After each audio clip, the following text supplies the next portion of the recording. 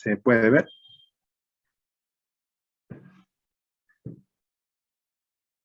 Sí, doctor, se puede ver. Muy bien.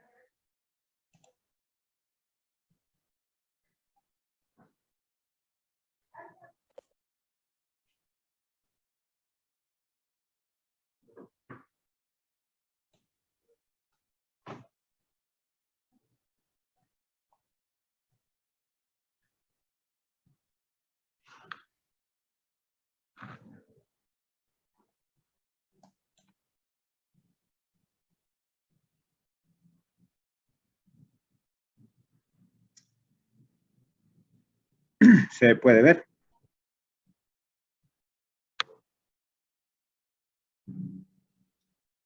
Hola. Sí, doc, se puede ver. Ok, gracias, Estefan. Bien, pues cuando hablamos del sistema nervioso central, después de haber generalizado todos sus elementos, vamos a ir entrando ya en temario. Cuando hablamos del edema cerebral, hidrocefalia, hipertensión intracraneal o hernia, nos estamos refiriendo pues a que el sistema nervioso central ubicado a nivel del cráneo puede sufrir varios tipos de lesiones. El cerebro y la médula espinal, como ustedes saben, va a estar protegido pues y rodeado por estructuras óseas rígidas, como ser la bóveda craneana y sin duda por la columna vertebral. Las reflexiones durales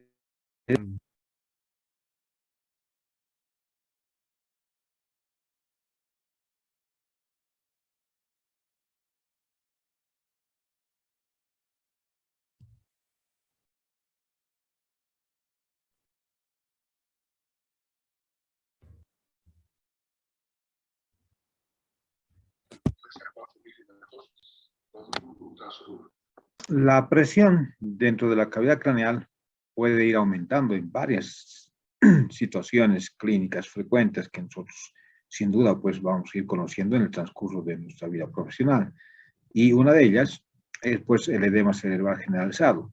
Cuando hay un trauma que hace que se impacte la cavidad craneal, por dentro el órgano que va a sufrir sin duda va a ser pues el cerebro, porque el líquido, la sangre o cualquier elemento que haya que se aumente la presión intracraneal, pues va a generar esta afección dentro de la estructura parenquimatosa del tejido nervioso. Y sin duda, pues las neuronas, juntamente con las células gliales, van a sufrir de necrosis, isquemia y obviamente muerte celular. Otro elemento que puede ir generando aumento de la presión a nivel de lo que es la cavidad craneal es pues el aumento del volumen de líquido cefalorraquídeo, que como vamos a ver pueden tener varias causas. Raro, pero que se puede presentar cuando hay un aumento de la producción de líquido cefalorraquídeo por los plexos coroideos ante una lesión tumoral eventualmente. Lo más común es que se obstruya el flujo de este líquido a nivel intra cerebral o intraparenquimatoso y también puede ser extra a nivel de lo que son las meninges. Entonces, ese bloqueo o esa obstrucción va a generar que exista un aumento de lo que es el líquido cefalorraquídeo. Y por último, pues puede ser un déficit en la absorción a nivel de lo que es los componentes de cisternas que permiten la absorción del líquido cefalorraquídeo, como vamos a ver. Y por último, puede haber pues lesiones de tipo tumoral, tipo masa, con expansión focal o generalizada, que puede generar pues en algún momento, como ustedes saben, el aumento de la presión intracraneal, a tal grado de que si nosotros podemos ver, muchos de los tumores ya son pues voluminosos en su gran mayoría, cuando afectan especialmente a las meninges, como los meningiomas. Entonces, en estas tres posibilidades, sin duda, pues va a haber aumento de la presión intracraneal, edema, hidrocefalia y masas tumorales con expansión a nivel de su estructura parenquimatosa. Después de considerar entonces estas tres posibilidades, nosotros podemos ir considerando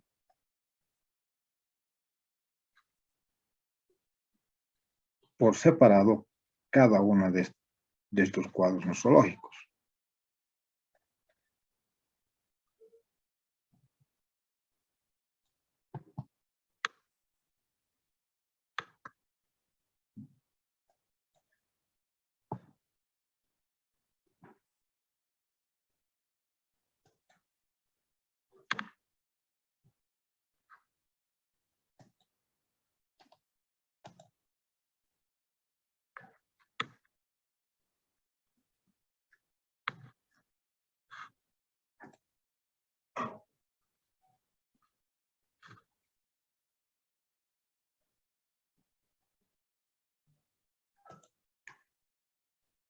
Según el grado y la rapidez con la que aumenta pues esa presión que decíamos y la naturaleza de la probable lesión subyacente que genere ese aumento, las consecuencias pueden ir pues desde un simple déficit neuronal sutil con una lesión dolorosa poco perceptible por el paciente y sin duda pues la muerte del componente neural y la muerte del sistema nervioso por la isquemia y por la falta de oxígeno que puede presentarse a ese nivel. Entonces, si hablamos del edema cerebral, que de forma más exacta, pues es el edema parenquimatoso cerebral del componente celular neural, es consecuencia del aumento de la salida de líquidos de los vasos sanguíneos adjuntos o adyacentes a estos componentes y de las lesiones de distintas células dentro de lo que es el sistema nervioso central. Hay dos mecanismos principales por los que se forma pues un edema a nivel del cerebro. Uno de ellos va a ser llamado vasogénico. Es pues como consecuencia del aumento del líquido extracelular que se produce cuando se altera la integridad de la barrera hematoencefálica y aumenta pues la permeabilidad vascular, lo que permite que el líquido se desplace desde los compartimentos vasculares a los espacios intercelulares a nivel de lo que es el cerebro, condicionando un aumento de la presión intracraneal. La escasez del componente linfático, como usted entenderá, altera mucho más la capacidad de absorción del exceso de líquido extracelular. Ese edema vasogénico que estamos mencionando puede ser localizado adyacente a los focos generalmente de procesos inflamatorios, pero también puede ser adjunto a lesiones tumorales y generando pues una lesión a ese nivel. Pero también puede ser generalizado como consecuencia tras una lesión isquémica. El otro mecanismo por el cual se va a presentar un edema es citotóxico. Consiste pues en el aumento del líquido intracelular como consecuencia de la lesión de la membrana de las neuronas. Y como dijimos al principio, también puede ser alterado las células gliales. Dentro de este grupo, ustedes ya saben que están los astrocitos, los oligodendrocitos, las células de la microglia y a nivel de la médula espinal, las células ependimales. Y también pues pueden estar alteradas fuera de las neuronas, las células gliales, las células endoteliales propiamente dichas de los vasos sanguíneos, como podría suceder pues después de una lesión hipóxica o isquémica generalizada, o después de un trastorno metabólico que impide pues mantener el gradiente iónico normal tanto por fuera como por dentro de la membrana citoplasmática de este componente celular, especialmente de las neuronas. En la práctica, los trastornos asociados a edema generalizado suelen presentar pues elementos tanto vasogénicos como citotóxicos. Y a veces es difícil definir si es de tipo citotóxico o si es de tipo vasogénico el edema que está generándose a este nivel.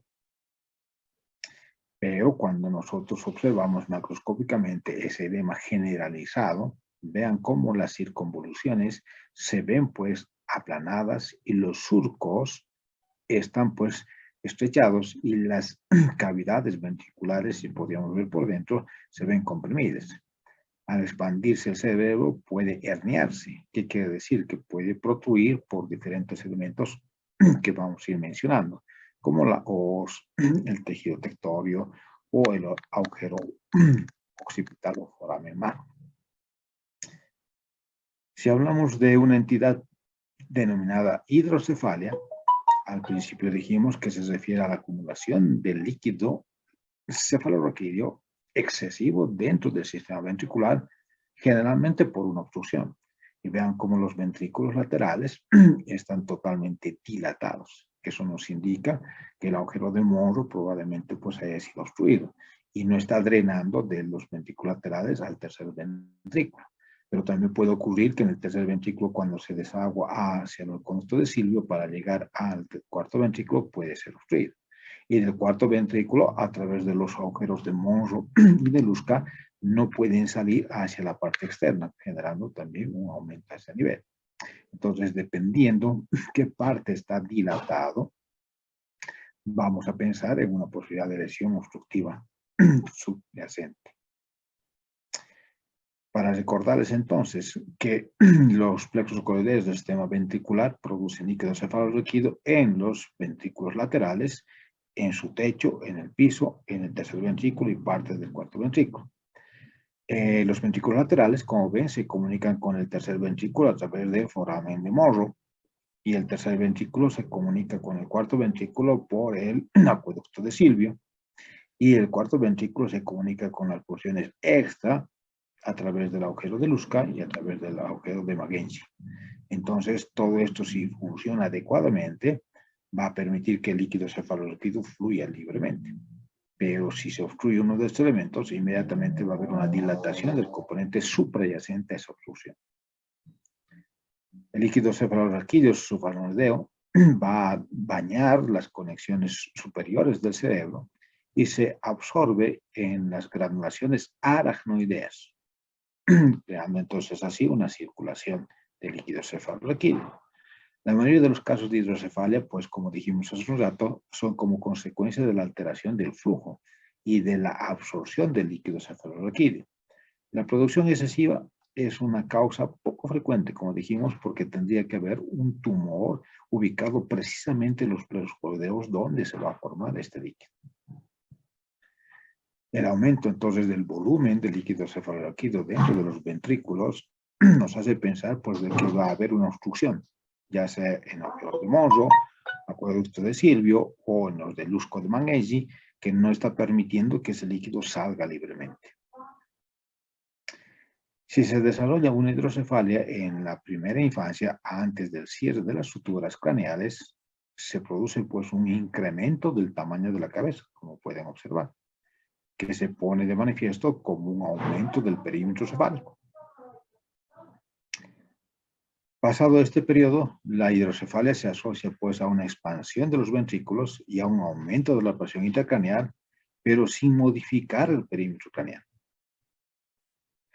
Entonces, cuando hablamos de una hidrocefalia no comunicante, si existe una obstrucción del sistema ventricular y este no se comunica con el espacio subarachnoideo, como sucede, por ejemplo, una reacción con una masa en el tercer ventrículo que hablara de hidrocefalia no comunicante u obstructiva, en el cual, como pueden evidenciar, prácticamente pues vamos a ver cómo los ventrículos laterales están totalmente dilatados, distendidos, porque el agujero de Monro no está permitiendo el drenaje de esta estructura linfática. La hidrocefalia comunicante. El sistema ventricular está en comunicación con el espacio subarachnoideo y todo el sistema ventricular aparece aumentado de tamaño. O sea, no solamente los ventrículos del tercero o cuarto, sino todo. Las causas son una producción excesiva de líquido cefalorraquídeo por un tumor en los plexos coideos o por una fibrosis aracnoidea post-meningitis, el cual no permite que el líquido cefalorraquídeo sea absorbido. Cuando hablamos de la hidrocefalia ex vacuo, el término hidrocefalia ex vacuo alude pues al aumento compensador del volumen ventricular secundario a una pérdida del parénquima cerebral. Podemos hablar también de una hipertensión intracraneal y hernia, que son dos elementos que aquí iré explicando con sumo cuidado. La herniación es el desplazamiento, como pueden ver, del tejido cerebral, por ejemplo, debajo de los pliegues durales rígidos, como ser la os, a través de aberturas en el cráneo, en relación con un aumento de la presión intracraneal. Pero también puede haber un aumento del volumen encefálico del líquido cefalorraquídeo que desplaza la vasculatura, que comprime con el consiguiente aumento de la presión dentro de la cavidad craneal. Cuando el aumento supera los límites que permite pues, la compresión de las venas y del desplazamiento del líquido cefalorraquídeo, el tejido se empieza a herniar, como pueden ver, de un compartimiento a otro compartimiento, de lo que es a nivel cerebral a nivel cerebeloso.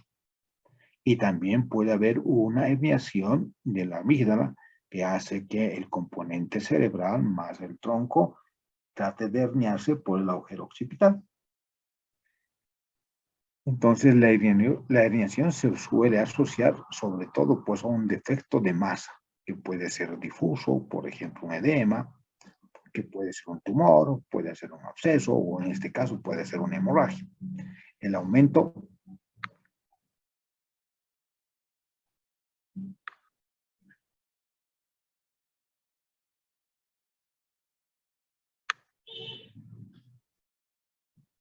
se puede ver. Sí, Doc, se ve. Ok, gracias. Me he salido de la presentación. Entonces decíamos pues que ese aumento de la presión intracraneal puede ser dada por un edema, puede ser dada por tumores, abscesos o como este ejemplo, una hemorragia, que puede producir también pues la perfusión del cerebro y alterarla sin duda, lo que agrava todavía más el edema cerebral porque el cerebro si nos recibe oxígeno, como ustedes saben, en 4 minutos prácticamente pues se necrosa y muere. En la morfología de las hernias cerebrales podemos hablar de una hernia subfalcina, en el cual, como ven, se desplaza por debajo de la os. Podemos hablar de una hernia transtectorial, que hace que el tejido nervioso pase del componente cerebral al cerebeloso. Y pues la hernia amigdalina puede ser que a través del agujero occipital salga tejido cerebral o la expansión de lo que es el tronco. Entonces, las hernias subfásicas singuladas, como pueden evidenciar, esa herniación por debajo de la os se produce cuando hay una expansión unilateral asimétrica de uno de los hemisferios, que va a ir desplazando la circunvolución del cíngulo debajo de lo que es la os. Se puede asociar pues a la compresión de la arteria cerebral anterior y a los ramas, generando posteriormente, como pueden ver, necrosis de esa zona, ya que no va a recibir sangre. La herniación transtectorial, unciforme o temporal mesial, se produce cuando la cara medial del lóbulo temporal se comprime frente al borde libre de la tienda. El aumento que permite pues el desplazamiento del lóbulo temporal se compromete lo que es en primera instancia el tercer par craneal, provocando pues una lesión a ese nivel, dilatación pupilar y alteración de los movimientos oculares.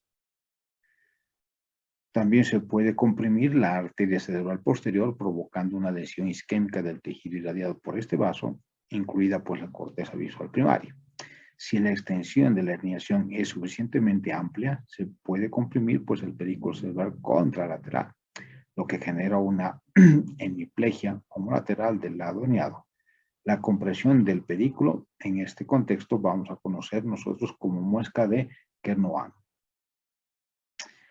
La progresión de la herniación transtectorial se acompaña generalmente por una hemorragia secundaria del mesencéfalo y la protuberancia, que se denomina pues hemorragia de Tourette, como pueden ver. Muchas veces existe lesiones lineales o flamígeras que producen normalmente en la línea media, pero también pueden ser paramediales y parecer ser consecuencia de una distorsión o un desgarro de las venas y arterias penetrantes que irrigan por la parte superior del tronco del encéfalo. La inerción de las amígdalas se refiere pues al desplazamiento de las amígdalas cerebelosas a través del agujero magno o occipital. Este patrón de inerción es potencialmente mortal, ya que provoca pues la compresión del tronco del encéfalo y compromete pues los centros vitales respiratorios, generando una respiración entrecortada y una apnea. En otras palabras, el paciente se olvida de respirar y al mismo tiempo hay problemas cardíacos por la compresión del bulbo raquídeo, ya que la frecuencia va a estar alterada. Entonces el paciente tiene alteración cardíaca y no respira y prácticamente puede generar su muerte. Bien, vamos a hacer aquí un alto de unos 5 o 10 minutitos para después volvernos a conectar y hablar pues de otra alteración del sistema nervioso central llamadas malformaciones y anomalías congénitas. No sé si hay alguna duda, alguna aclaración o alguna pregunta antes de dar nuestro pequeño receso.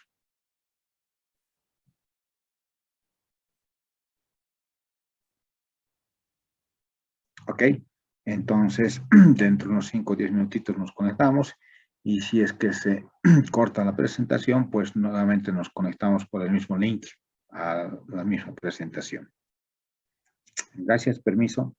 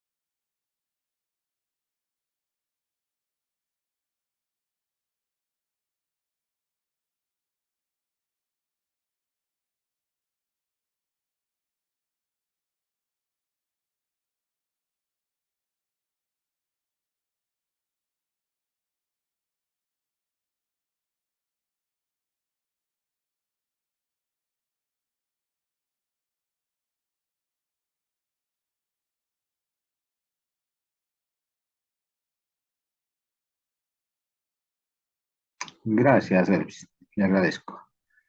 Bien, pues continuando entonces con malformaciones y anomalías del sistema nervioso central, una de ellas pues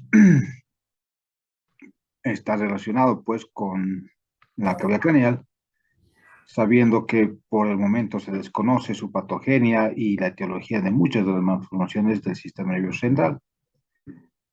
Parece que tiene una influencia tanto los factores genéticos como los ambientales, como vamos a ver.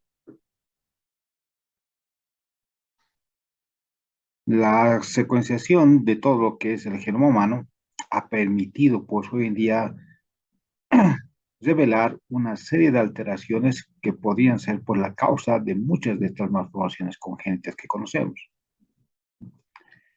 Entonces, la relación causal entre las alteraciones genéticas y la patogenia de las malformaciones es objeto de investigación muy activo hoy en día.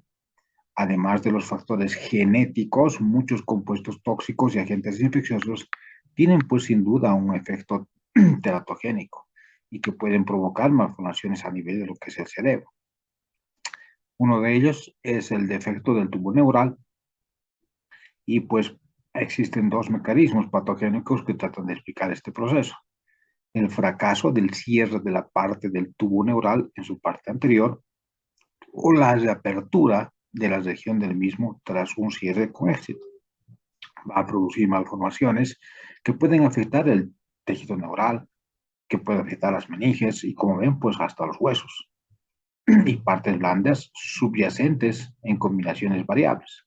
Uno de ellos, por ejemplo, es la anencefalia. Un segundo mecanismo que nos habla de los defectos óseos primarios causados por un desarrollo anómalo del mesodermo axial que provoca pues anomalías secundarias como en este caso un encefalocele. Puede haber también meningocele o espina bífida, como vamos a ver. En su morfología, la anencefalia es una malformación del extremo anterior del tubo neural que provoca pues la ausencia de la mayor parte de lo que es el cerebro y, como ven, del cráneo. Si veríamos al microscopio esa estructura o ese esbozo, el desarrollo del prosencéfalo se detiene aproximadamente, como ustedes saben, a los 28 días de gestación, periodo en el cual la mujer ni siquiera se ha enterado que estaba embarazada, porque se va a dar cuenta cuando no le llegue la próxima menstruación. Y lo único que persiste en la área que hemos mencionado es pues una área cerebrovasculosa, restos de un tejido neural desorganizado, un epéndimo apenas perceptible, plexos coroideos, células meningoeteliales, todas ellas mezcladas. Las estructuras de la fosa posterior pueden estar conservadas según la extensión del defecto craneal, como cabe suponer, pues faltan las vías descendentes asociadas a las estructuras alteradas. El mielomeningocele o meningomielocele es nada más pues una extensión, como pueden ver, del tejido del sistema nervioso central que aparece a través de un defecto del cuerpo vertebral. El término correcto tendría que ser meningocele. Se va a emplear entonces exclusivamente cuando se produce la extrusión de solo las meninges. Los mielomeningoceles, como pueden ver, comprometen no solamente las meninges, sino también parte del sistema nervioso central. Y es frecuente pues que se presente, como ven, en la región lumbosacra. El meningocele, que se está presentando a nivel de la región lumbosacra, muchas veces pues puede estar encima de las nalgas que contiene meninges y parénquima de la médula espinal. Sin duda, pues estos niños van a presentar defectos de tipo motor y de tipo sensitivo, especialmente en las extremidades inferiores, así como problemas pues en el control de la estructura intestinal y vesical, porque los filetes nerviosos no están adecuadamente pues en su estructura anatómica. Estas alteraciones a menudo se complican con sobreinfecciones que se extienden hasta la médula desde la piel de donde se ha producido la lesión. El encefalocele es un divertículo de tejido del sistema nervioso central malformado que se extiende a través de un defecto del cráneo y que está generalmente ubicado en la región occipital, como pueden evidenciar. Muchas veces suele haber localizaciones en lo que es la fosa posterior, aunque se puede herniar extensiones similares del cerebro a través de la lámina cribosa, como pueden ver, y desplazarse hasta lo que es la fosa anterior. En ocasiones se llama pues a este tipo de lesión erróneamente como glioma nasal, que puede estar protrudiendo en la superficie o a través de las fosas nasales. La mielodisgrafia o espina bífida puede variar pues desde defectos óseos asintomáticos, a lo que llamamos nosotros espina bífida oculta y no nos damos cuenta que hay una lesión, hasta malformaciones graves que consisten en un segmento desorganizado plano de médula espinal, como pueden evidenciar, asociado pues a una invaginación que la cubre de meninge. En la clínica, la frecuencia de los defectos del tubo neural varía pues mucho entre los distintos grupos étnicos. Las pruebas a favor de una base genética incluyen una elevada tasa de concordancia, especialmente en aquellos que son gemelitos monocigóticos, o sea, para básicamente dos gotitas de agua. El riesgo global de reaparición de ese tipo de alteración del defecto del tubo neural está alrededor del 4 a 5% en la próxima gestación o embarazo. Entonces, la deficiencia de los folatos durante las primeras semanas de gestación es un factor de riesgo bien reconocido. Las diferencias en la frecuencia de defectos del tubo neural entre las poblaciones que pueden explicar en parte por polimorfismos de las enzimas implicadas en el metabolismo ácido fólico. Pero como dijimos, que la mujer cuando se entera que está embarazada es cuando no se le baja la menstruación del siguiente ciclo. Entonces, recordar pues que estos suplementos de folatos pueden reducir el riesgo de defectos neurales, pero siempre y cuando hayan sido consumidos antes, ¿no?, de ese proceso de cierre hacia los 28 días de desarrollo embrionario. Entonces, antes que se confirme la mayoría de los embarazos, se debe administrar a las mujeres durante la edad fértil entre 15 y 49 años de edad para conseguir su eficacia completa y evitar posiblemente pues, estos trastornos neurales. No se sabe con exactitud cómo la deficiencia de los folatos aumenta en este riesgo, pero se puede sospechar que puede existir una alteración en el momento de la síntesis del ADN, sobre todo en la metilación del ADN, alterando el componente proteináceo, a lo cual se le conoce como epigenética. Entonces hay un importante modo epigenético de la regulación genética de la metilación del ADN y probablemente sea este lugar donde afecta pues la deficiencia de los folatos. Muy bien, vamos a quedar acá. No sé si hay alguna pregunta, alguna aclaración o alguna consulta antes de despedirnos para nuestra próxima clase de desarrollar procesos infecciosos del sistema nervioso central.